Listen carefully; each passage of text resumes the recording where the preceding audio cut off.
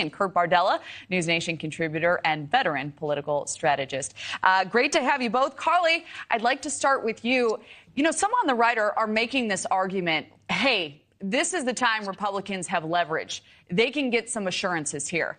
But do you think that is primarily what we're seeing play out right now, that they're going to try to get as many assurances as they can in the interim, but that ultimately, when the rubber meets the road, Johnson will be voted in? Look, I think the fact that he has the president-elect on his side is huge. I think that for a lot of members, that should be enough. But then I also hear some of they call them hardline conservatives, but these are people who are saying, hey, we shouldn't be spending as much money as we are. We shouldn't be, passing $5 trillion big-time bills before Christmas when the American people voted for change. They don't want to see the status quo. Chip Roy, who's a leader of that caucus, said something's got to change. He's not a hard no because he knows it's not just one person's fault, but something has to change. So yes, I think that this is the time that for Johnson and President Trump, which good for him to say, hey, look, I'll help you out. Because he needs an operating majority for his agenda. So I think that it's fair on both sides. I think that it's fair for those conservatives to say something's got to change. That's what the American people voted for. They don't want to see more billions of dollars going to Ukraine without border security. They don't want to see more spending without cuts. That's what Americans do every single day, is make a budget work. That's pretty basic to ask our government to do the same. Carly, I want to ask you a follow-up question on process here. But first, Kurt, much has been made about the optics of all this. Critics and some on the left have made the argument that, hey, voting for a speaker, that's the easy part. Funding a deportation effort, reining in spending, those are going to be challenges to the administration. Do you think it's healthy to air these grievances ahead of uniting likely behind this speaker? Or do you think this exposes a sharper divide within the party? Well, I think we're getting a real look at what 2025 is going to look like in the House Republican Conference. And again, understand that this is a conflict that has been going on since really 2010. This is when I still worked in Congress for the House Republicans.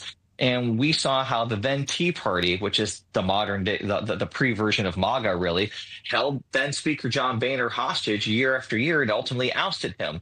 And since then, we have seen this tension between the hardline conservatives and the rest of the conference. And what has happened over the years is the numbers have grown for the hardline conservatives. Their influence has grown with the hardline conservatives. There was a time when someone like Jim Jordan was a laughingstock, and now he's one of the pure center power brokers in the Republican Party.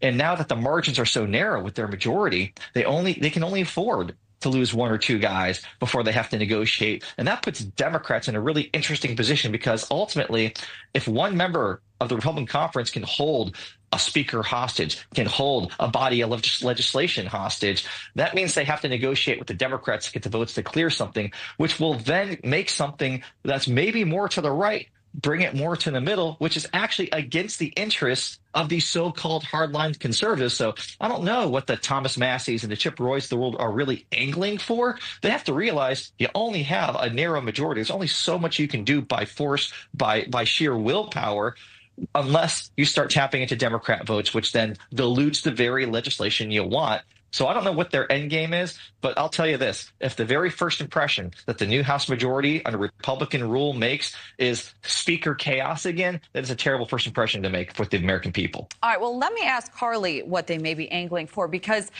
Carly, for those threatening a no vote, like Representative Massey of Kentucky and Spartz of Indiana, I should note, I think it's also worth mentioning that they're pretty dismissive of the idea that Republicans would have trouble finding an alternative speaker in a timely manner, and that a delay with the speakership would likely delay the Trump administration's aggressive agenda. Do you think these lawmakers will be pressed on that as we get hours closer to this vote?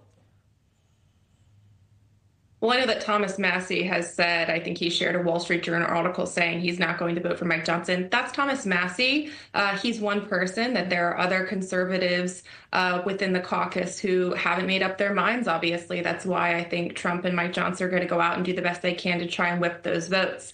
But look, I think the angle here is that you have a vote for speaker, you have the attention of the American people, of the media, and what are you going to talk about? So right now, the conversation is about, hey, you need to show me a plan, Mike Johnson, that shows that we can cut spending. You need to assure me that we're going to secure the border on day one. And I think that having Donald Trump with Mike Johnson to say, yes, these are the things we're going to do, that'll probably be enough to move people along. But this is the time to do it. And as far as losing Democrats to go along with to get things done, that's been happening. The GOP, a lot of them have linked arms with Democrats to pass $61 billion in Ukraine funding. That's something the American people voted against when they elected President-elect Trump. So they want to see change, and Mike Johnson has to go into those meetings and assure his members, I can deliver that change. I understand,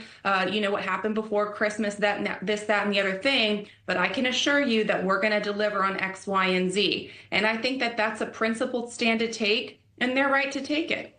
Yeah, and we'll see if these representatives tomorrow feel like those concerns are being met. NewsNation contributor Kurt Bardella, Republican strategist Carly Bird, thank you both for being here. Talk to you soon.